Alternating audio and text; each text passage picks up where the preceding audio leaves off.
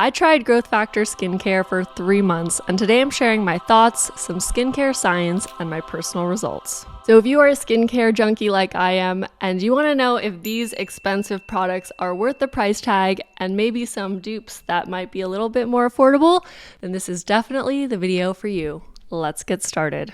This video is sponsored by LMNT. Hey guys, it's Robin and welcome to the Science of Self-Care, where we fall in love with the practice of taking care of ourselves so we can live better, longer.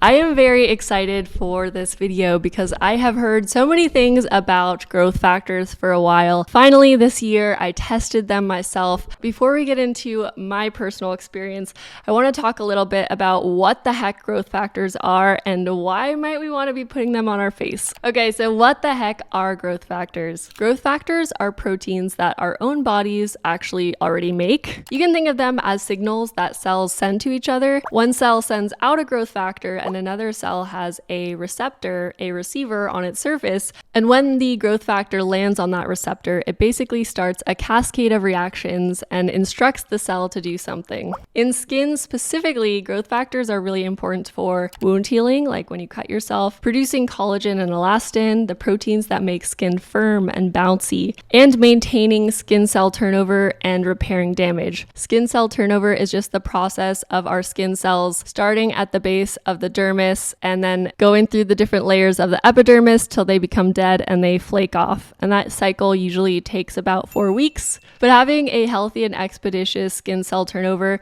can really improve the appearance of your skin. And the younger we are, the faster our skin cell turnover. And as we age, that actually slows down. So the idea behind growth factor skincare is if aging skin isn't sending enough repair signals anymore, let's add some from the outside to remind our skin cells how to repair and build collagen, elastin, etc. In this video, I am mainly focused on human-derived growth factors. There are a class of growth factors called plant-derived growth factors that are a lot cheaper and more affordable. The reason I'm focused on human-derived growth factors in this video is that there's a lot more clinical evidence behind their efficacy, and they cost a ton. So I was very curious to find out, is this actually worth the price tag? So here are the prices of some popular products from SkinMedica, the TNS lines, and the Neogenesis recovery products. This is the brand I have personally been testing, specifically using the Neogenesis recovery serum. And if you're wondering where the heck these growth factors are coming from, the Neogenesis recovery serum is made using 2 types of cell-derived ingredients: adipose-derived stem cell conditioned media and fibroblast conditioned media. In simple terms, these are lab-grown fluids collected from healthy donated adult skin tissues. They're naturally rich in the kinds of signaling molecules our own skin uses to repair itself, things like growth factors and other peptides and healing messengers. In contrast, SkinMedica's TNS line uses conditioned media grown from neonatal foreskin fibroblasts, tissue that's typically donated from circumcisions and then expanded in the lab. For me personally, I prefer the idea of using formulas derived from adult tissues, but it's important to note that the resulting media is probably different biologically because neonatal cells and adult cells naturally produce different mixes of growth factors and repair signals, so the formulas they create will not be identical. We don't have perfect comparative studies showing which performs best. Both approaches do have scientific reasoning behind them. And now the real question is, do human-derived growth factors actually work? And according to research and clinical data, the short answer is yes, they seem to work modestly, but they're not some magic miracle cure. One famous clinical example is SkinMedica's TNS tissue nutrient solution line. And in one early study, women with sun-damaged skin used a growth factor gel twice a day for 60 days. And after 2 months, researchers saw less visible wrinkles, specifically around the eyes, and about 27% thicker epidermis, the top living layer of skin. Later studies with TNS products showed noticeable improvements in fine lines, coarse wrinkles, texture, and pigmentation over 8 to 12 weeks. So the research generally seems to show that growth factors do something, especially for fine lines and texture. So this Neogenesis recovery serum that I've been using doesn't have as much clinical evidence behind it as the SkinMedica TNS line, but there are studies on similar things, serums using adipose-derived stem cell conditioned media, that have shown wrinkle improvement improvement comparable to TNS in split face trials. Specifically for myself, I'm not necessarily looking for wrinkle reduction, though I would love to keep any crepiness at bay. But what I'm specifically looking for out of growth factors is a reduction in skin sensitivity and a general plump and smoothness. Besides topical skincare and eating well, staying hydrated is super important for the health of our skin. And my personal favorite way to hydrate my body, especially after intense sweaty workouts, is LMNT electrolytes. Prior to using LMNT, I would get headaches or I would feel a little bit unwell if I did something very sweat intensive. And LMNT completely solved that for me. I love their ratio of sodium to potassium to magnesium. You can actually look into all the research that goes into LMNT's formula on their website. Highly recommend checking out their website for a number of resources, including DIY recipes that you can make yourself at home. What keeps my husband and me coming back is just how delicious the flavors are. LMNT has spent a lot of time developing these proprietary flavors, things like lemonade salt and mango chili, really unique electrolyte flavors that are so delicious and super easy to consume. You just really want to drink it and it makes you want to work out. If you would like to try LMNT yourself, you can get a free sample pack of their most popular flavors by using this link, drinklmnt.com/selfcare, or scanning this QR code. Thank you, LMNT, for sponsoring this video. Now let's get back to growth factors. So I have specifically been using the Neogenesis Recovery Serum on and off, cumulatively using it for 3 months. And I'm really glad that I did. I was at first concerned that with very sensitive skin, I would have some sort of reaction, but right off the bat, many months ago when I started this trial, I had zero reaction and found it quite calming.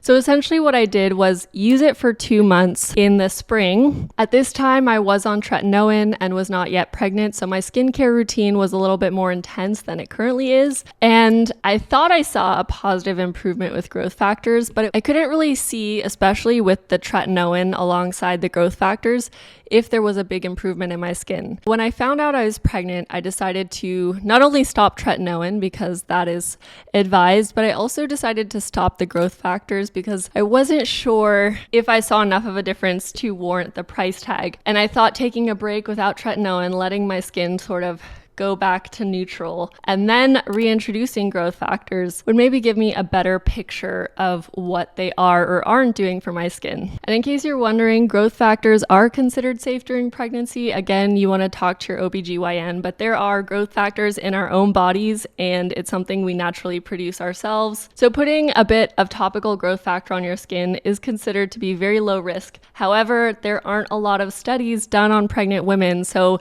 there's not going to be any study that says, yes, this is 100% safe. And if you do feel more risk averse, especially during pregnancy, then you can always wait to test these things till after you give birth. Long story short, after taking a several month break of tretinoin and growth factors, letting my skin kind of return to baseline, which is definitely less glowy than on tretinoin, I then reintroduced growth factors for the past almost 5 weeks, so a little bit over a month. And within already 2 weeks, honestly, within several days, I felt like I noticed a difference, but really within 2 weeks, I felt my skin was smoothed out so much. Reintroducing this Neogenesis Recovery Serum felt like it just dialed down the sensitivity of my skin and also just smoothed and subtly plumped everything out. I'm going to show 2 side-by-side pictures here. This is before reintroducing the Neogenesis Growth Factor Serum, and this is after 2 weeks of using the Neogenesis Growth Factor Serum and not changing anything else about my skincare routine. I feel like I see a difference in these photos, but more than the photos in real life, when I feel and work with my skin,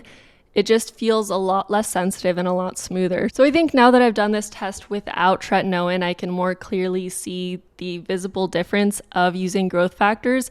But even when I was on tretinoin and using growth factors, I definitely noticed a positive plumping, smoothing, calming effect. Now the question of whether they are worth the hefty price tag. I still think that if you are not pregnant and can tolerate tretinoin is one of the most cost-effective, clinically backed ways to support your skin health, your glowiness, the texture of your skin, reduce acne, reduce fine lines. It's honestly honestly the closest thing in skincare, I think, that we have to a wonder drug. But obviously, if you are pregnant like I am, tretinoin is not an option because of the research done on isotretinoin, which is the oral form of tretinoin, seems to increase risk of birth defects. So pretty much all doctors will unanimously say, do not use tretinoin while pregnant. I think for me, during this time where I'm not able to use tretinoin, the growth factor serum feels worth it to keep my sensitivity and texture at bay. However, when I give birth and I'm able to go back on tretinoin, I'm not sure if I'll continue to repurchase this extremely expensive growth factor serum. I know that a lot of people actually love the results from these cheaper plant-derived growth factor serums like the one from The Ordinary. However, this one from The Ordinary, even though it plumped my skin, it also kind of irritated my skin. There's some ingredient in there that my sensitive skin didn't love.